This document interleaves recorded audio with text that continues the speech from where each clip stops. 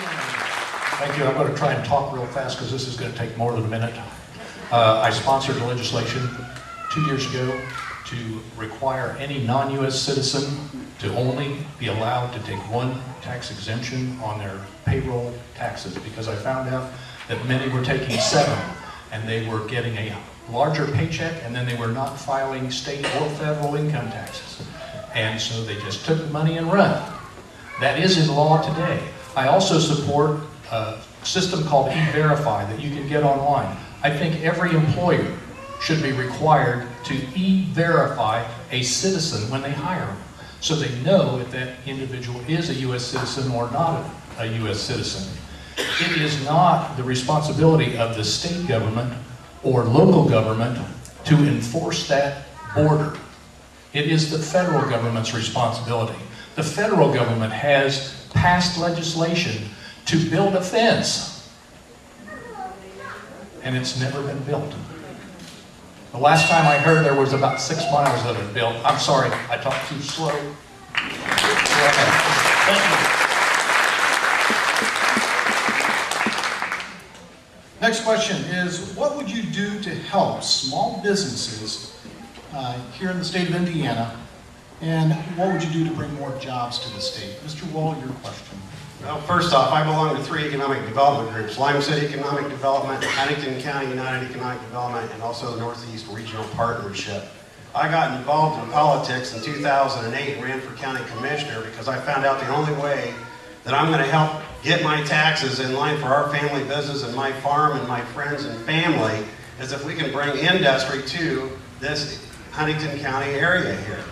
We need jobs. People are hurting. We're hovering right around 10 to up to 12.5% unemployment rate.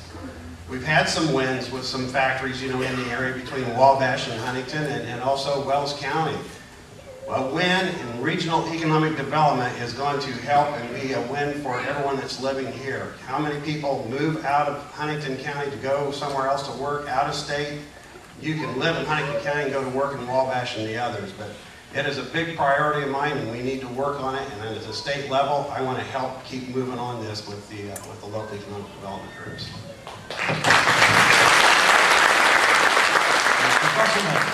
Simplify it, simplify it, simplify it.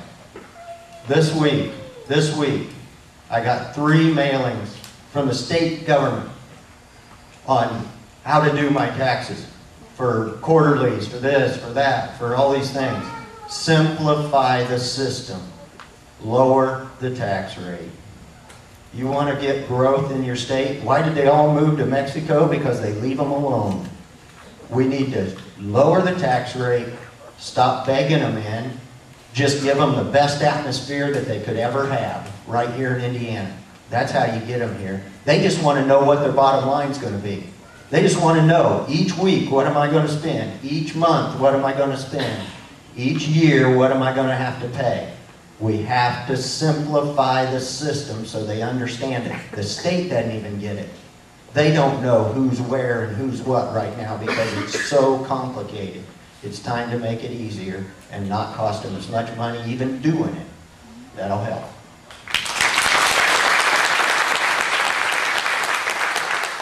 Mr. Leonard, thank you. Ron has part of the program exactly right. We need to give businesses more tax breaks to incentivize them to hire people, to create more jobs. In the last 6 years, Indiana has gone from 24th in the nation to 7th in the nation as being the most business-friendly state in the country. And I think that's a big accomplishment. I helped sponsor a bill for a pilot program that included Huntington County and about 9 counties of 69 that included allowing companies to abate logistical distribution equipment. We abate taxes on ground, we abate taxes on some property, personal property. This got into actually sorting equipment. Bothers me when you hold that 15 thing in. Lowering taxes, making Indiana a more business-friendly state, and that will increase business. We did the worst thing in the world we could do last year when we passed the unemployment insurance increase. We increased taxes on business by $600 million.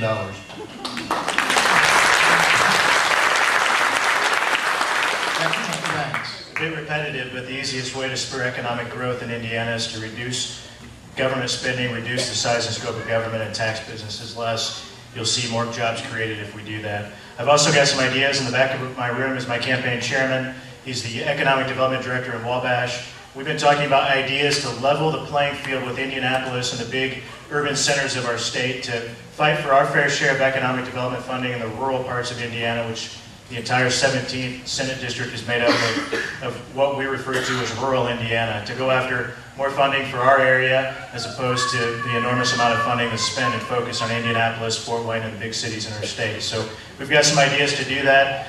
It won't cost taxpayers money, and it'll be fair overall to attract more businesses to rural Indiana, including Huntington, Whitley, Wabash, Grant, parts of Kosciuszko, and Allen counties. Thank you. Mr. Leonard, you have 1 minute for rebuttal. 1 minute wasn't enough. 2 years ago, not this session, but the previous session, we passed House Bill 1579, a cure for the unemployment insurance problem in Indiana. We raised taxes on business by $680 million, to give you some idea. I stood at the microphone that year, and you can go back and look. It's online, it's archived. It was the last night of session, and I told the General Assembly that you're going to kill business. You're going to kill jobs in Indiana because you're raising the unemployment insurance so high that nobody will hire any employees. This year we were back, and the very people that voted for that bill wanted to postpone those rate increases for a year. If they never would have voted for it, we wouldn't have hassled half of the session this year and wasted taxpayer money. It was not an issue about fixing the unemployment insurance. It was an issue of creating jobs in Indiana, and we did the wrong thing. Every House of Representative member that was a Republican voted against that issue.